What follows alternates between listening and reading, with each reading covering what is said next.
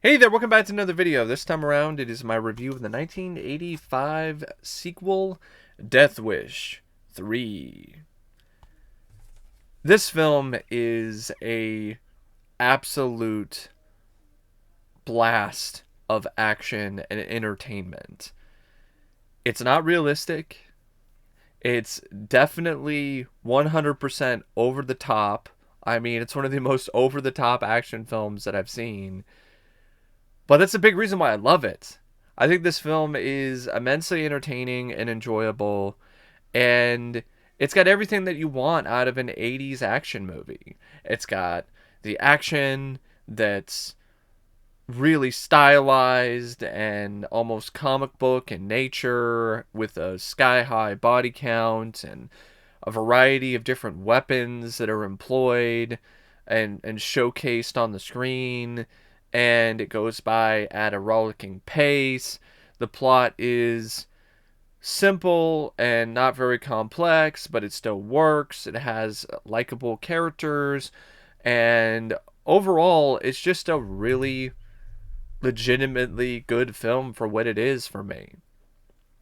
Yes, the franchise has moved far away from the serious, dramatic roots of the original and of the first film, but I don't think that's necessarily a bad thing, because this is the franchise evolving. This is the franchise realizing what audiences were looking for at the time. And at this time, when it comes to action films, audiences were looking for stuff like Rambo 2 or some of these other kind of films that were more comic book. They were more stylized. They were unrealistic. They were over the top, bombastic action fantasies. So I think that the franchise moving in this direction is something that was a natural evolution for the time. I don't think you could, and also it made the franchise something that could still legitimately have a reason to continue going, because if it kept doing the dramatic, serious route, I don't think that would work for 3 films. I don't even think that would work for 2 films. It kind of didn't work that well in Death Wish 2 when it was trying to do that again. So definitely don't think it would have worked with the third movie. So with something like this, you could just throw caution into the wind and just make a fun action movie. And I think that was a good approach to take, especially when it comes to what Cannon Films was known for. Like, these were the popular films that Cannon was making, and this film did well for the studio, and understandably so, because it's just such a fun movie to watch. It's directed by Michael Winner, and I think his direction in this, it's good. I don't think it has as much style or as much uh, genuine surprises when it comes to the visuals versus uh, Death Wish 2 or some of the other films in his filmography. I would not say this is some of his most impressive direction. It's a film that really succeeds a lot on the action.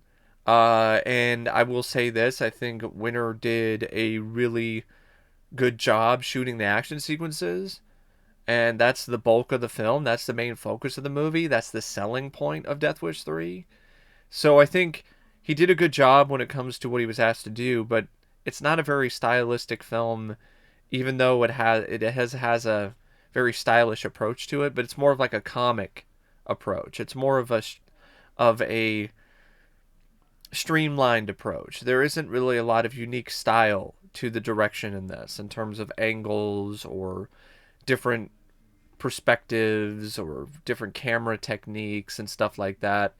It's very stock and standard in that regard, but it works because there's so much action going on in some scenes, and there's so much things that are happening that it makes sense that you would take a more straightforward, simple, less complex approach in order to shoot all these scenes effectively and shoot them properly, especially on a low budget and with a tight time constraint like a lot of these Cannon films had. Also, I appreciate the fact that Michael Winner realized that this was intended to be a more over the top film. And so he did inject some comedy into it. He injected some of the uh, nature that you would normally see from a lot of 80s action movies. He took a page from the popular 80s action films of the time and borrowed what made those films work visually and stylistically and incorporated it into Death Wish 3. So, yeah, it's not direction that's particularly dynamic. It's not direction that's really gonna blow you away, but it's good. It's solid. It's competent. It's exactly what it needed to be for this kind of film, to let the action shine. The screenplay by Don Jacoby, who used the pseudonym of Michael Edmonds, I think it's also equally as serviceable. I think it's a nice script, just like the direction. It's a placeholder for the multitude of action sequences. It's in a lot of ways a very similar plot to the other films in the series. Paul Kersey comes to another town, another city. This time around, he returns to New York to visit a war buddy from Korea, and his buddy gets killed, and then he decides to start another spree of vengeance, and he's got a death wish again. And it's one of those things where they try to do something different by making it so he was actually unleashed upon this gang by the police, which I thought was a nice change of pace when it comes to the story. But a lot of it's just very similar, very standard when it comes to the Death Wish films. But it still works. It's still an effective formula despite how simple it is. It's Charles Bronson as Paul Kersey getting some guns and kicking ass. And that's something that is always effective and it always works. I also like the fact that it doesn't really try to have that much of a love interest in this one. Like it doesn't really go in that direction. That was something that I felt was a little bit refreshing. I mean, there are some moments with him and Deborah Raffin, Catherine Davis. So they do try to kind of do that too, but it's not really something that's as much of a focus as it was for some of the other films in the series at this point. So it's nice to see that the focus was solely on the action at this point, because that's what it was. Death Wish 3 is an action film. The first film is more of a dramatic thriller. The second movie is more of a action thriller because it has definite thriller elements, and it also has some more dramatic stuff going on. This, though, is a pure action film, first and foremost. I like that the villains really did come across as very ruthless and sadistic, but in a way where they took no prisoners. They really did not view anyone as being safe in this neighborhood. They were going to terrorize anyone, anywhere, and any place, at any time. And it really made it so this felt like a gang of maniacs that only someone as disturbed as Paul Kersey would actually be able to stop them.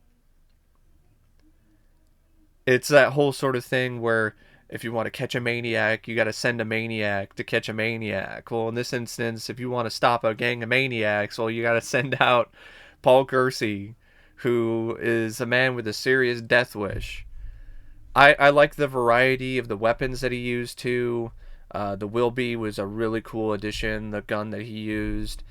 He also uses, I think it's like, what is it, a 35 caliber or a 50 cal? Like that was pretty fucking awesome. Him grabbing the machine, the yeah, I think it's like, yeah, it's like it is something that was normally used like in the back of a truck. So yeah, he's got like the 35 caliber or the 50 caliber, and just mowing people down. And I love how in the end of the film he blows up the bad guy with a fucking rocket launcher. Like, I mean, that's just that's just the epitome of fucking awesome, if you ask me. So yeah, the script, it's not anything that's gonna be 100% unique or really that captivating, but for what it is, it works because like I said, the story is a placeholder for the action. And the action is pretty amazing in this film, and there's a lot of it. And I also feel that there are some characters in this that I really liked, other than just Paul Kersey. I really liked Ed Lauter's character, the police chief, Richard Stryker. I like the antagonistic not necessarily relationship, but the antagonistic back and forth between Paul and Stryker that builds throughout the film. I also really liked the way that Bennett Cross was written. He was friends with Charles Bronson's war buddy, and he becomes friends with Paul, and I thought they had a good amount of chemistry, and he was a likable character. So overall, I mean, the script was, like I said, it was fine. It was fine for what it was trying to do. I also appreciated the fact that it was very tongue in cheek, and it was very aware that it was being as over the top as humanly possible, and as unrealistic as you can get. I mean, you could tell that it was having fun with things. I mean, with lines like "They killed the giggler, man," like stuff like that. You knew that this was not intended to be taken seriously. It was a 100% full comic romp of action and just insanity. The cast, it's good. It's a good cast. I mean, Charles Bronson once again is just cold, calculating, and just the epitome of a cool badass who is once again believable as a guy who could take on an army of thugs despite the fact that he's up there in age because of his confidence. He's just such a confidently cool badass actor, and it just works so well when it comes to the character of Paul Kersey. And the rest of the cast, they were fine too. Deborah Raffin, I didn't mind her as Catherine Davis, this investigator who forms a relationship with Paul. And I mentioned Ed Lauter. I really thought he did an excellent job as a police chief Stryker. I also thought he kicked a lot of ass, like the scene when he teams up with Kersey at the end and just starts gunning down one thug after another was a lot of fun. Martin Balsam as Bennett Cross, I really liked that character. He also had some moments where he was also kicking some ass and taking some names. You had Marina Sirtis as a character named Maria, who gets brutally raped and murdered. And that name might sound familiar to you because she's Commander Troy in Star Trek The Next Generation. I was really surprised to see her in this. Bill S. Preston from Bill and Ted's Excellent Adventure. Alex Winter, he's in this as one of the thugs. You also have Gavin O'Herlihy, who plays the main villain, the head of the gang of psychos. Manny Fraker. Gavin O'Herlihy, I remember him from Superman 3 and Willow, and his work in the episode of Tales from the Crypt, Three's a Crowd. I believe that's what it was called. It could have been another name for it, but he was in the episode where he was a jealous alcoholic husband who was paranoid about his wife cheating on him, and he just snapped and wound up killing his wife. And then you find out the twist is that he killed his wife and his best friend, because he thought that she was cheating on him with his friend, and then he finds out that she wasn't cheating on him at all, and her and his friend were just setting up a surprise party for him because he was going to be a father. So the whole, three's a crowd is the whole thing like that, is that the third person was a baby, and he killed his wife and his unborn son. It's really fucked up, but it's a great episode. Even though I spoiled it, but it's still a great episode, mainly for Gavin O'Herlihy's chilling performance in that episode of Tales from the Crypt, and he's good here too. He's definitely an intimidating presence. I'm not gonna say that it's a particularly memorable villain, because there's not really a lot of character development. There's not really a lot of depth to this guy. There's not really a lot of moments where he really leaves a particularly strong impression. But he was intimidating enough, and he was definitely having fun playing a slimy, evil bastard. And for what he had to work with, he did the best he could. And he definitely got the most memorable demise when it comes to any of the villains in the series. He definitely wound up getting his just desserts in this one too. Uh, the film features some cinematography by John Stanier and editing by Michael Winter, who once again used another pseudonym. I don't know what is up with Michael Winter not wanting to put his name on these films when it comes to the editing. It's not bad editing, man. Like, what is your problem? You still are wanting to be associated with the film when it comes to your name being on there as a director, because these films are successful, and that's a big reason why you still have a career, is because you do these movies. I mean, he did this film once again for the money, because the other films he did for Canon weren't doing well, and he just knew, if I do this, I'll get a good paycheck, and then because this film would do fairly well, then that might lead to me getting some other offers that I might not get otherwise. So he did this film not out of passion or desire to do Death Wish 3, but because it was a necessity for him. And he still was a professional, despite how much he rags on this film, despite how much he thinks this film is trash. He still was a professional and did a good job directing it, and he did a good job editing it. There's a lot of action in this film, and I think the editing is actually really good, because it definitely does emphasize a lot of the action set pieces and makes them even more exciting to watch. The music is by Jimmy Page, but that's really uncredited stuff, because he didn't really give them permission to use his score from Death Wish 2. They just threw it in there. And hey, I mean, it's a great iconic score, so it's fine with me that it's there, but they really should have gotten Jimmy Page's permission, or gotten him involved in some capacity to do another score. Because I think it would have been really cool to have heard another score by Jimmy Page for Death Wish 3. The film is 92 minutes, and it goes by like a bullet out of a gun. Like, it is a really fast-paced film in so many different ways. The guns start blazing, and then the film rarely ever stops to take a breather. It's one of the most entertaining, strangest, most gloriously violent films of the 80s. Like, that's a great way to put it. On the guy from Den of Geek, like, it really is when it comes to Death Wish 3.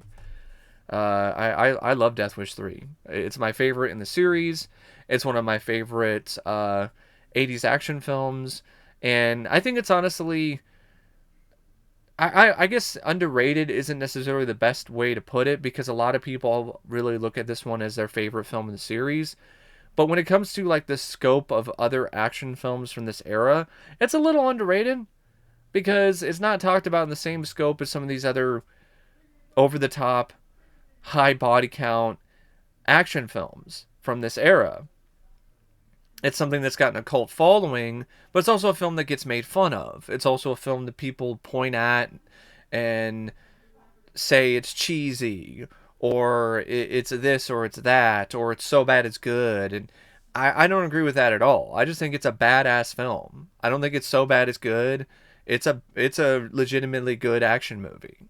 So that's why I say it's a little bit underrated when it comes to that regard. But anyway, I really don't know what else to say about Death Wish 3 except if you love over the top 80s action as much as I do and you haven't seen this film yet, you got to run as fast as you can to find a copy and watch it because chances are you're going to love it if that's the kind of stuff that you're really into. But anyway, thanks for watching my review of Death Wish 3. And as always, I'll see you later. See ya.